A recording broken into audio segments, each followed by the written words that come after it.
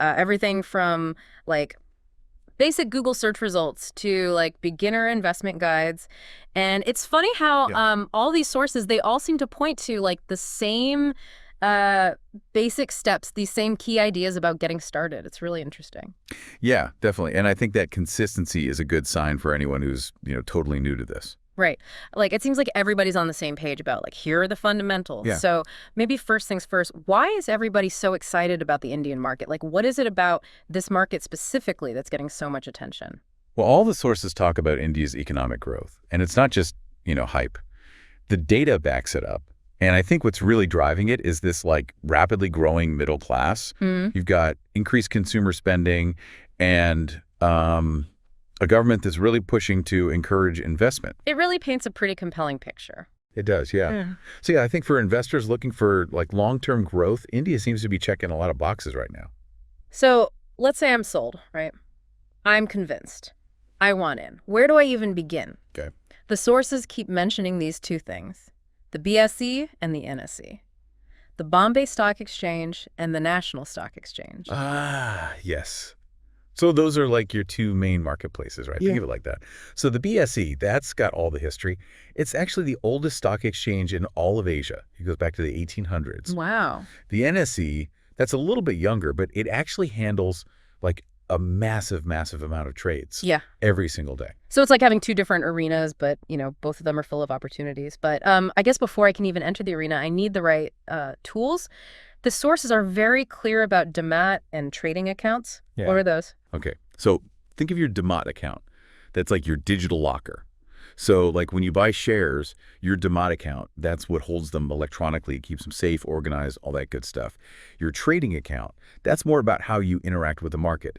So that's where you'd actually place orders to, buy or sell stocks. Okay, so Demat is storage, trading is action. Got it. Exactly. And you need a guide, right? You need a coach. The sources talk about SEBI-registered brokers. Yeah, for sure. So a broker, they act as like your intermediary, right? So they execute the trades. They often can offer some guidance. And it's really important to make sure you're picking one that's, SEBI registered because that means they're regulated, right? They have to meet certain standards. Makes sense. So it's like having that trustworthy guide in a world that could be confusing. But, one thing that really stood out to me was like the emphasis on risk, on knowing your risk tolerance before you even jump in. It's like they're saying, hold on, before you do anything, look in the mirror. Yeah, I think it's a really, really crucial principle and something that a lot of new investors don't think about enough, right? It's not just about understanding the market. It's also about understanding yourself. Like, how comfortable are you with the possibility of losing money? Right. How much risk can you handle? Can you sleep at night if your investment goes down? Yeah. All those things factor in. Yeah, because let's be honest, the market can be a roller coaster, right? That's absolutely. And everybody has a different stomach for that kind of ride. Totally. So the sources, they lay out like these different investor personalities, which I found really interesting, like the conservative investor who prefers to stick with like the really steady, reliable blue chip companies. And speaking of those blue chip companies, I thought it was interesting. The guide mentioned Infosys as an example. Oh, yeah. Do you know the company like started in a tiny apartment No way. with like just $10,000? Wow. It's insane. That's incredible. Talk about growth potential. I know, right? Yeah. It's inspiring. It shows you what's possible. From 10,000 to a global giant. That's pretty motivating, actually. Totally. Then you've got your moderate investor who's like okay with a little bit more risk, maybe dipping their toes into some mid-cap stocks or, maybe looking into index funds. It's all about finding that balance between like stability and growth. Yeah, it's like diversifying your diet, right? I like that. Getting a good mix of nutrients Exactly. for your portfolio.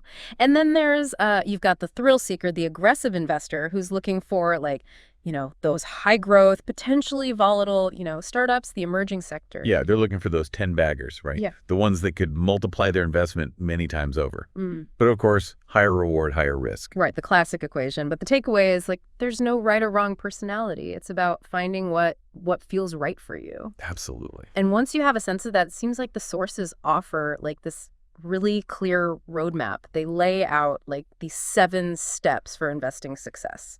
Yeah, roadmap's a great way to put it because I think it helps to like break down something that can feel really daunting into like smaller, more manageable steps. For sure. And the first step is setting goals, right? Like, what are you actually aiming for with this?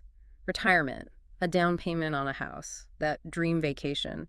Whatever it is, it seems like having that concrete target can make a huge difference. Yeah, I think it can. The guide, it actually gives the example of aiming for like 50 lakhs by the age of 50. Okay. Something specific, Yeah. right? It gives you something to work towards. Yeah, it helps with the motivation, I think. Totally. It's like having a finish line in sight, which can make those sprints a little easier to endure, I guess. Then, of course, there's the not so glamorous but super important part, budgeting. Yeah, this is where you get real with yourself, Right. right? Look at your income, your expenses. How much can you actually set aside to invest without, messing up your financial stability? Yeah, and the guide is pretty adamant about having an emergency fund as well, right? Wow. Enough to cover at least 3 to 6 months of like essential expenses. That safety net is so important so you're not like forced to sell your investments if something unexpected happens. Yeah. So build that foundation. Make sure you're not building your investment house on shaky ground, so to speak. Yeah. So set your goals, create a budget, build that solid foundation, and then guess what? We're back to risk tolerance again. Yeah. Why do you think the sources emphasize this so much?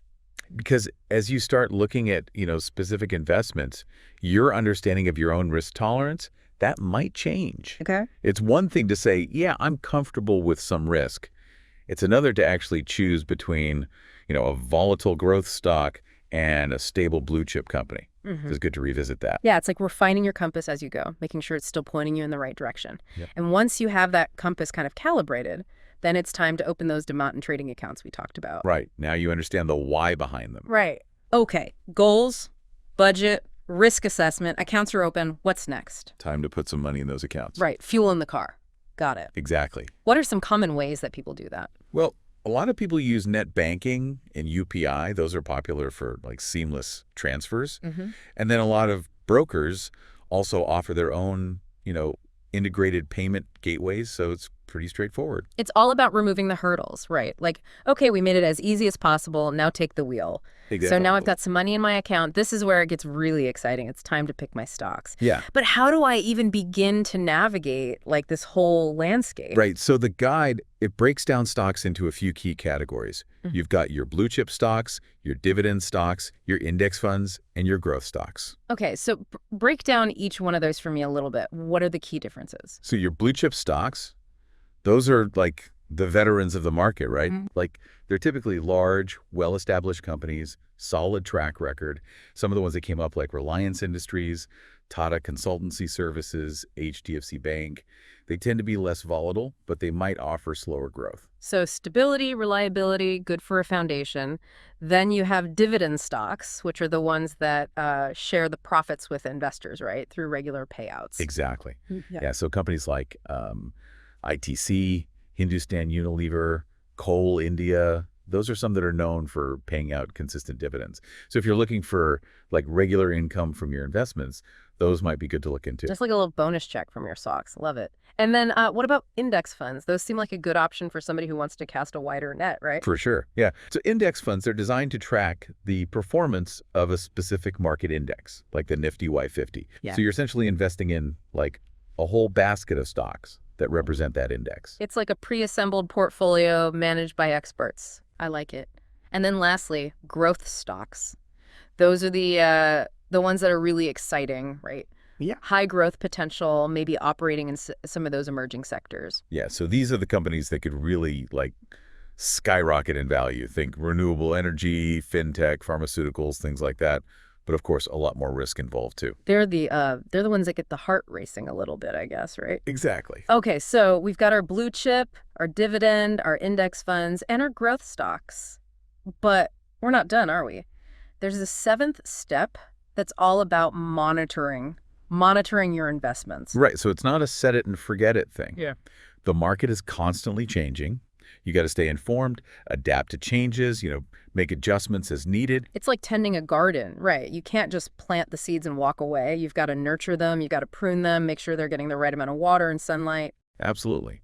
And the guide has some good tips for that, like diversifying your investments across different sectors, keeping up with financial news, and really using the tools that your broker provides to, stay on top of things. Yeah, and I like how they talk about, like, not getting emotional, right? Yeah. Don't panic and sell when the market dips, and don't get greedy and chase every hot stock tip you hear. Right, right, exactly.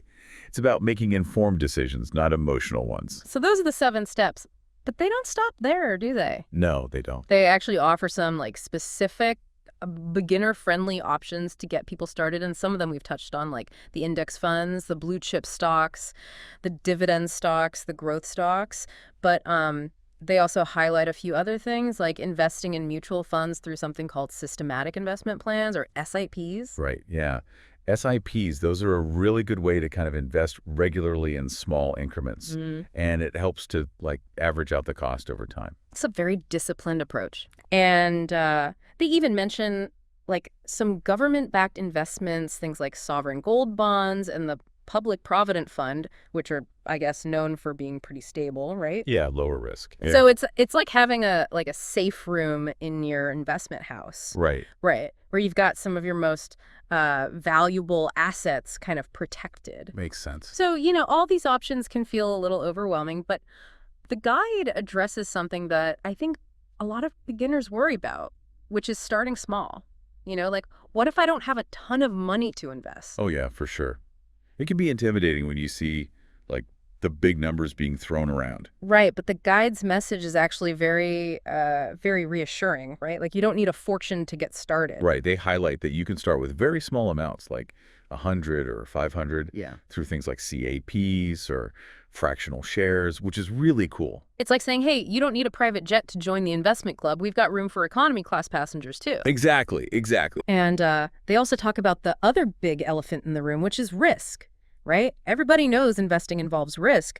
So how do I manage that? Well, they keep coming back to diversification, right? Yeah. So spreading your investments out across different sectors, different companies, so you're not, too reliant on the performance of any one stock. Don't put all your eggs in one basket. Exactly. Yeah.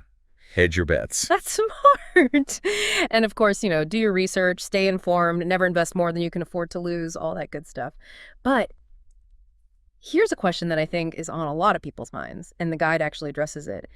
Do you need a financial advisor to do all of this? Like, Yeah. is it even possible to navigate this world without, like, professional help? Yeah, and I think their answer is really balanced. They acknowledge that there's a ton of information online now, which is great, but having a qualified financial advisor can still be super helpful, especially if you're feeling overwhelmed or just not sure where to start.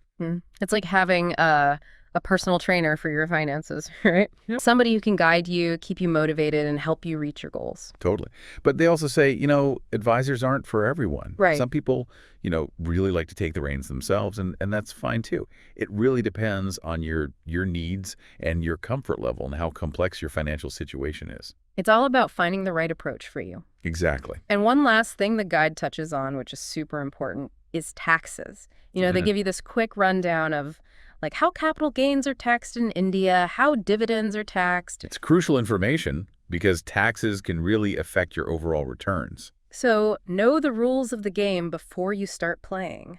So in a nutshell, that's what we've gleaned from these sources about investing in the Indian stock market. It's a world of opportunity, but it's not some get-rich-quick scheme. No, it's not. It requires research, patience, willingness to learn and adapt, and maybe a little bit of hand-holding from an advisor if you need it.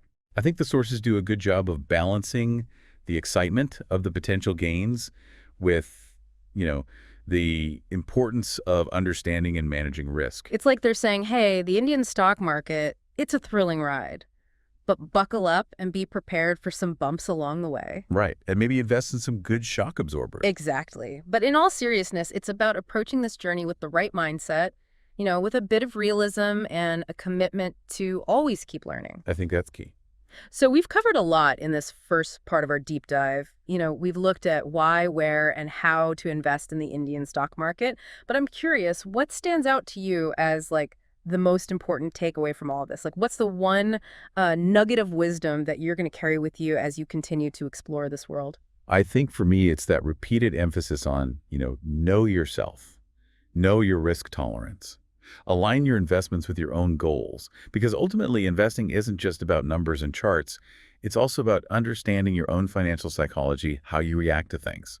Being honest with yourself about your comfort level with risk, your timeline, what you're really hoping to achieve.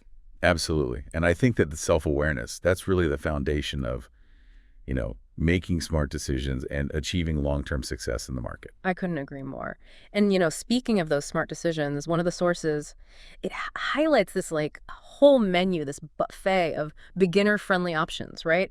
Index funds, blue chip stocks, dividend stocks, SIPs, government-backed investments. It's like this smorgasbord of possibilities, each with its own, flavor and appeal. It really is. And it makes me wonder, Yeah. given everything we've talked about, which of these options, sounds the most appealing to you? Like, what piques your curiosity the most? It's a great question. Yeah. And it ties into something that's like woven throughout all the sources we've looked at, the importance of, research and continuous learning. Ooh, I like that. It's not just about picking something and hoping for the best, Right. right? It's about becoming a more informed investor. Totally.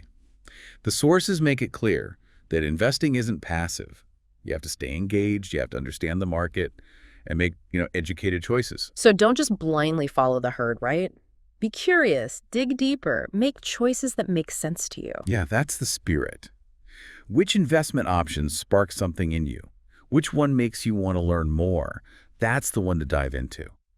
Research it thoroughly, understand its nuances, its risks, its potential rewards. Yeah, it's like they're encouraging us to become students of the market, Absolutely. to embrace that learning and discovery process. That's what makes it fun. It's not just about potential profits. It's about expanding your knowledge, getting smarter about your finances. Well said.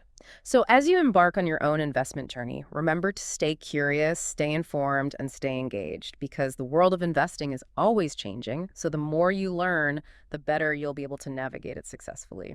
And remember, there's a whole network of support out there from, reliable online resources to experienced advisors. Don't hesitate to reach out for guidance and support if you need it. It's like having a team of experts in your corner, right? Yeah.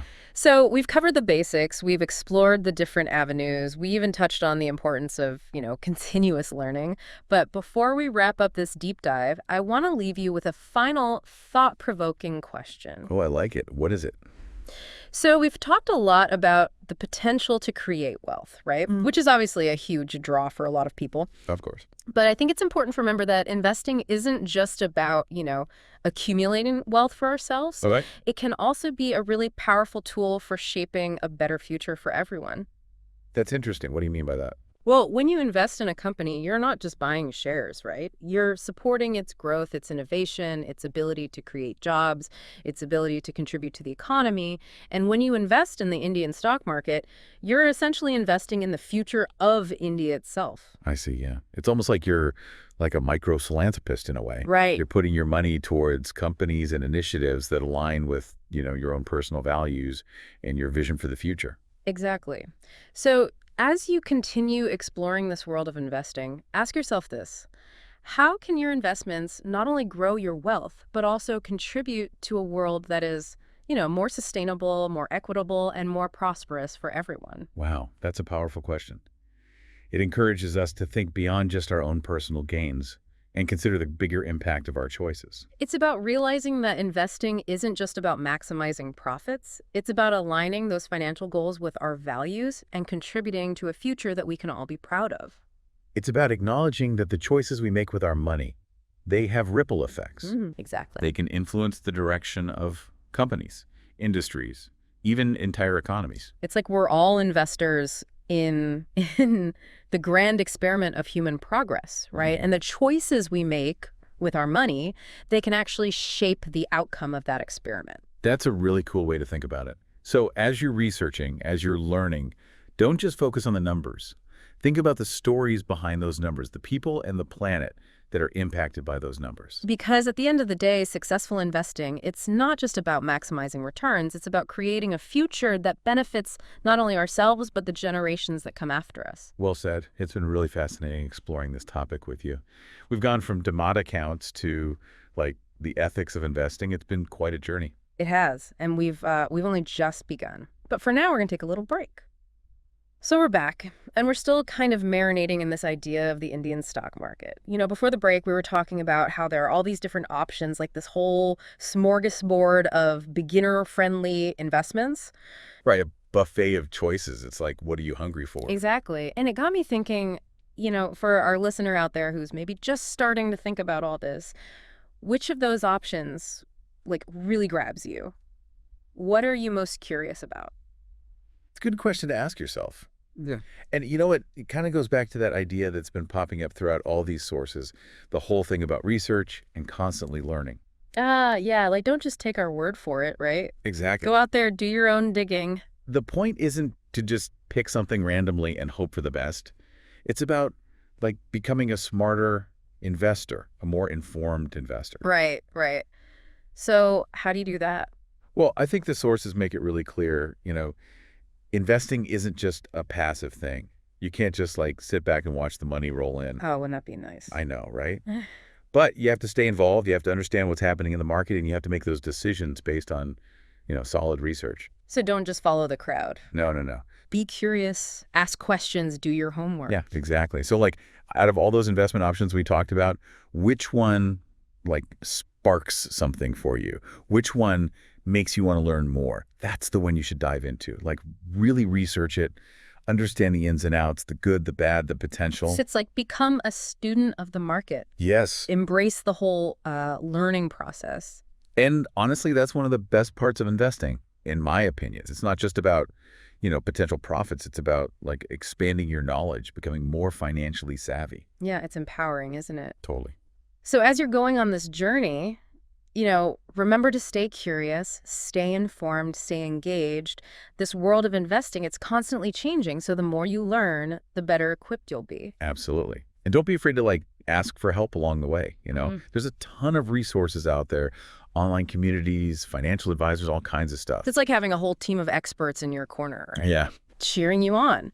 Okay, so we've got the basics, we've got all these different investment avenues to explore, and we've even touched on the importance of like continuous learning. But before we wrap this whole thing up, I want to leave you with like one final thought-provoking question. Ooh, okay. I love a good challenge. Lay it on me. So we've been talking a lot about, making money, building wealth, Of course, that's a big part of it. but I think it's important to remember that investing isn't just about accumulating wealth for ourselves. It can also be this really powerful tool for shaping like a better future for everyone. Now that's interesting. How do you mean? Well, think about it. When you invest in a company, you're not just like buying a piece of paper. You're supporting that company's growth. You're supporting their innovation, their ability to create jobs, their ability to contribute to the economy. And when you invest in the Indian stock market, you're kind of like investing in the future of India itself. Ah, I see. So it's almost like you're a mini philanthropist in a way. You're directing your money towards things that align with, your values and your hopes for the future. Exactly.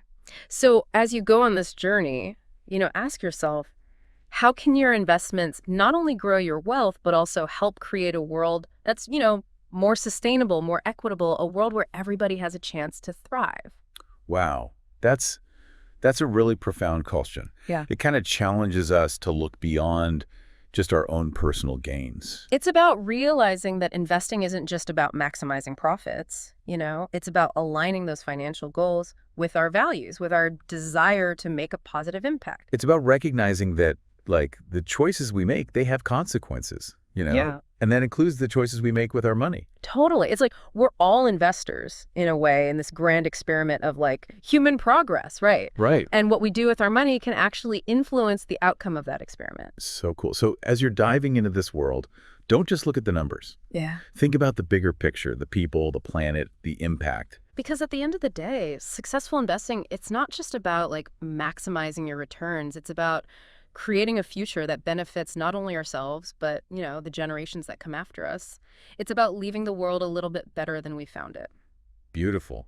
It's been really amazing exploring this topic with you. We started with those basic building blocks, Demat accounts, and now we're like talking about the philosophy of investing. It's been quite a ride. It has. But we've only just scratched the surface. And, There's so much more to uncover. But for now, we're going to take a little break. And when we come back, we'll delve into some of the more practical aspects of getting started with investing in India.